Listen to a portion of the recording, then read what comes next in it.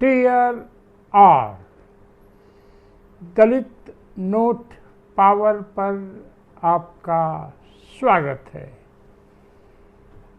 मैं हूं चंद्रभान प्रसाद। वीडियो बनाने का मेरा मन अब नहीं करता है, क्योंकि जो बात मैं 2002 में समझ लिया था कि दलित मिडिल क्लास अब किसी भी सवाल पर आपसे सहमत नहीं हो सकता है अगर वह सवाल दलितों के फ्रीशिप पर, फ्रीशिप से स्कॉलरशिप से, नौकरी से जुड़े हों। बिजनेस की बात करना तो दलित समाज में एक तरह का अपराध ही है, और पिछले 50-60 सालों में जो प्रोग्रेस हुई है दलित मिडिल क्लास का, उस पर कोई इंटरेस्ट नहीं है। अब यूनिवर्सल फ्रीशिप का सिस्टम अभी लगभग समाप्त हुआ है। यूनिवर्सल स्कॉलरशिप का सिस्टम भी समाप्ति की ओर है। सारी सरकारी नौकरियों में कॉन्ट्रैक्ट सिस्टम पर लोग भर्ती हो रहे हैं। पब्लिक सेक्टर को अंडरमाइन किया जा रहा है। बैंक्स एक दो तो शायद प्राइवेटाइज जल्दी हो जाएंगे। फिर भी दलित समाज को इन सारे मुद्दों से कोई लेना देना नहीं है। उन्हें तो बस शासक वर्ग बनना है, हुक्मरान बनना है। कुछ दिन पहले मेरे निकट के मदर डेयरी मिल्क बूथ पर एक सीनियर दलित मिल गए और बातचीत ऐसे ही होने लगी। तो उन्होंने कहा कि प्रसाद जी, लगता है कि 4 बार के उत्तर प्रदेश के शासन से आप उतने प्रभावित नहीं हैं जितना होना चाहिए। तो मैंने कहा कि मायावती जी की तस्वीर मेरे घर में भी लगी है, शायद आपके घर में भी लगी हो, लेकिन ये बताइए, सत्ता प्राप्त करना और सत्ता का संचालन क्या एक ही चीज़ होती है? मैंने कहा कि उत्तर प्रदेश में कितनी विदेश जाने की फेलोशिप डिक्लेयर हुई 4 बार के हुक्मरान बनने पर। महाराष्ट्र में तो 70 या 75 फेलोशिप हर साल शेड्यूल कास्ट के बच्चों को दी जाती है, और मैंने न्यूयॉर्क में देखा है कि इनके क्लब बने हैं जगह जगह। तो उनके पास कोई खास उत्तर नहीं थे। मैंने हल्केपन हंसते हुए यह कहा कि अगर राजीव गांधी जवाहर नवोदय विद्यालय की कल्पना कर सकते थे और उसको लागू कर सकते थे, इतना एक्सीलेंट एजुकेशन का मॉडल है जहां गांव के बच्चे इन स्कूलों में पढ़कर पूरी दुनिया में अपना नाम कमा रहे हैं, तो सामाजिक न्याय की पार्टियों ने क्यों नहीं कोई इस तरह का मॉडल डेवलप किया? खैर, जो भी हो, यह अमृत काल चल रहा है, और जब से बीजेपी ने डिक्लेयर किया है कि यह हमारा शासनकाल अमृत काल का है, इसका मतलब कि यह शासनकाल अपर कास्ट का शासनकाल है। और अपर कास्ट वो कांग्रेस वाला अपर कास्ट नहीं, ये बीजेपी वाला अपर कास्ट है जो पूरे इतिहास को बदल देना चाहता है। जो 3000 साढ़े 3000 साल पहले जो असुर, राक्षस और द्विज के बीच युद्ध हुआ था, उसका भी बदला आज ये लेना चाहता है। क्या भारत के चीफ जस्टिस के ऊपर जो जूते का हमला हुआ, क्या उससे दलित लीडरशिप नाराज है? क्या दलित नेता जो बीजेपी में हैं, एमपीज, एमएलए, मिनिस्टर्स, इनमें से कोई किसी ने इस्तीफा दे दिया? क्या कोई भी दलित पार्टी इस सवाल से आहत है कि एक वेल एकम्प्लिश्ड दलित परिवार के एक आईपीएस अफसर को सुसाइड करना पड़ रहा है और सुसाइड नोट में उन्होंने जिम्मेदार लोगों का नाम लिखा है? तो अब चीफ जस्टिस पर जूता फेंका जाए, आईपीएस ऑफिसर को सुसाइड करना पड़े, उसकी डेड बॉडी लगभग हफ्ते भर होने जा रही है, उसका पोस्टमार्टम न हो पाए, तो इसका मैसेज गांव में, छोटे मोहल्लों में रहने वाले समाज पर क्या जाता है कि आप चाहो तो दलितों पर कुछ भी करना हो कर सकते हो। इतिहास में आपको बहुत बड़े बड़े एग्जाम्पल्स मिल जाएंगे कि किस तरह से किसी देश या किसी समाज के एक आदमी को अपमानित करके आप पूरे समाज को अपमानित कर सकते हैं। तो जो अंबेडकर नामा पर हम 2 साल पहले से कह रहे हैं कि दलितों पर यह चौतरफा हमले का काल है, जो अमृत काल के नाम से कहा जा रहा है। अमृत और विष के बीच में जो संघर्ष हुआ था, आप उसको जानते ही होंगे। विष राक्षसों या असुरों को मिला था, डेमन्स हिंदू शास्त्र में जिनको कहा जाता है, और अमृत द्विज को मिला था। तो अमृत पान करने वालों का आज शासन है, पर दलित समाज में कोई इस पर क्रोध नहीं है, क्योंकि कोई न कोई विचारधारा, पहले तो इसने दलित लीडरशिप को मैनेज कर लिया है। दलित लीडरशिप को मैनेज करने के बाद सारा गुस्सा कांग्रेस की तरफ मोड़ दिया है। तो बाबू जगजीवन राम भी एक विलन है। एक बहुत बड़े दलित नेता का बयान है, इंटरनेट पर है।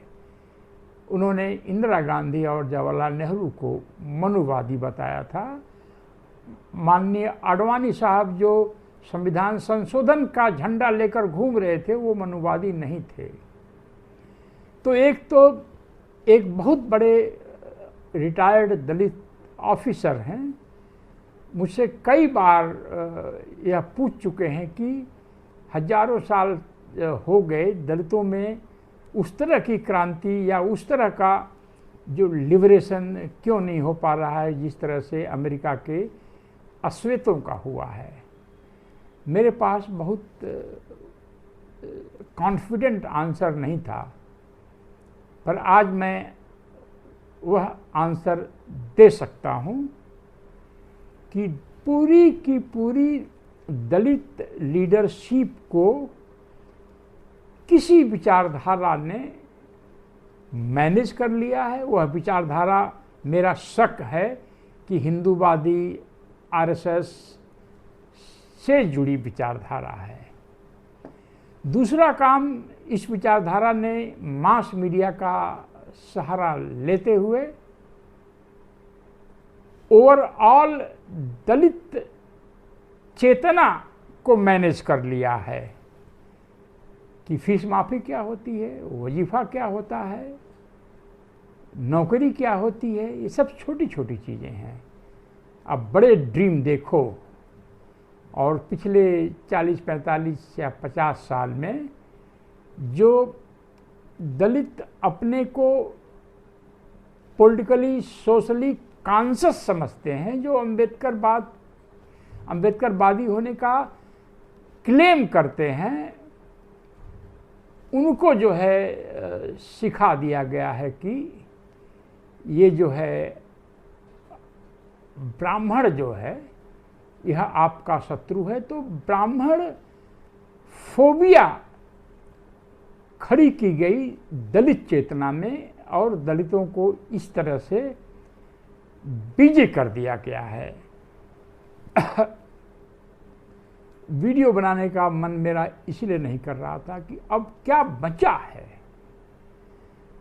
अंबेडकर नामा पर और कहीं कहीं दलित नोट पावर पर भी इस बात के एविडेंस आज भी मौजूद हैं कि अगर आप दलितों के फ्रीशिप की बात करेंगे, स्कॉलरशिप की बात करेंगे, नौकरी की बात करेंगे, तो आपको गालियां भी दी जा सकती हैं। दलित लीडरशिप को तो मैनेज किया ही है हिंदू राष्ट्र के प्रहरियों ने, दलित चेतना को भी मैनेज किया है और इस तरह से दलितों में बेरोजगारी का भी फ़ायदा उठाया है। आप ट्विटर पर बहुत सारे दलित हैंडल्स देख सकते हैं जो अम्बेडकरवादी बुद्धिस्ट होने का दावा करते हैं, पर वह डायरेक्टली इनडायरेक्टली हिंदू राष्ट्र का ध्वज लेकर आगे चल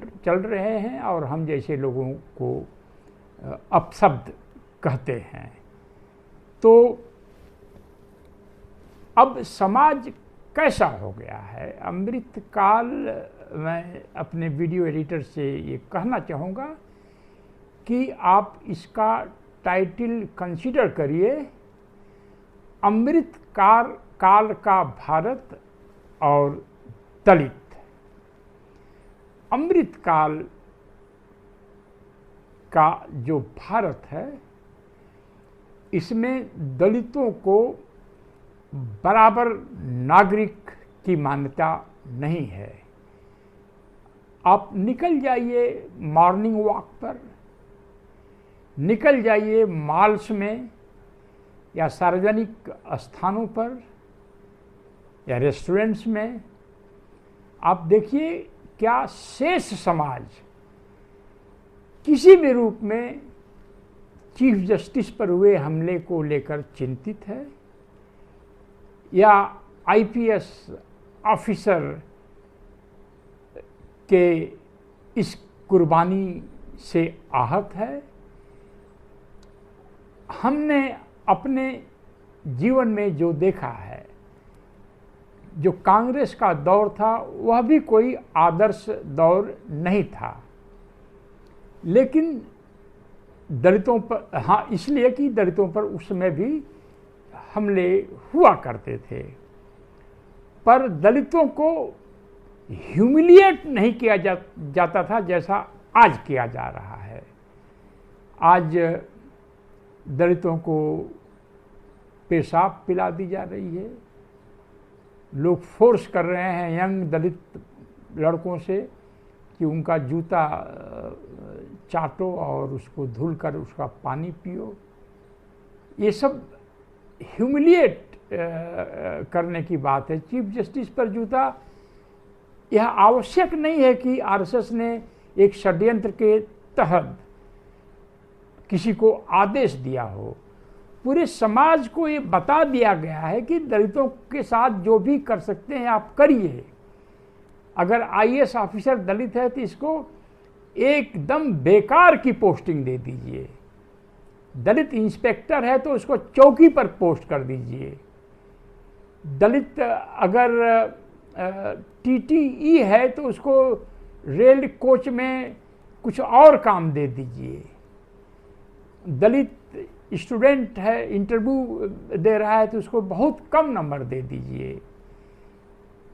अब इस पर समाज में कोई चिंता नहीं है, क्योंकि लगता है कि समाज जो मेन स्ट्रीम का समाज है, पिछले 70 साल में हुए परिवर्तनों का एक तरह से बदला ले रहा है।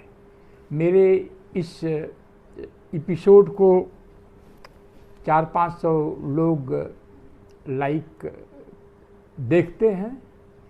मुझे मालूम है कि दलित समाज मेरे विचारों को नहीं मानता है। मेरे विचारों से दलित समाज का बहुत बड़ा तबका आहत भी हो जाता है, ऑफेंडेड भी हो जाता है, क्योंकि मैं ये कहता हूँ कि हुक्मरान बनने का जो स्वप्न है वह एक बहुत ही ऐसी फैंटेसी की दुनिया में किसी व्यक्ति को, दलित को ले जाता है, जहाँ पर उसके मन में एक ख्याल आते हैं कि किस तरह से ब्राह्मण क्षत्रिय लोग उसके पैर धुलेंगे या उसके लिए छाता लेकर उसके पीछे पीछे चलेंगे या उसके पैर की मालिश करेंगे, या दलित देने वाला बन जाएगा, आरक्षण मांगने वाला नहीं रह जाएगा।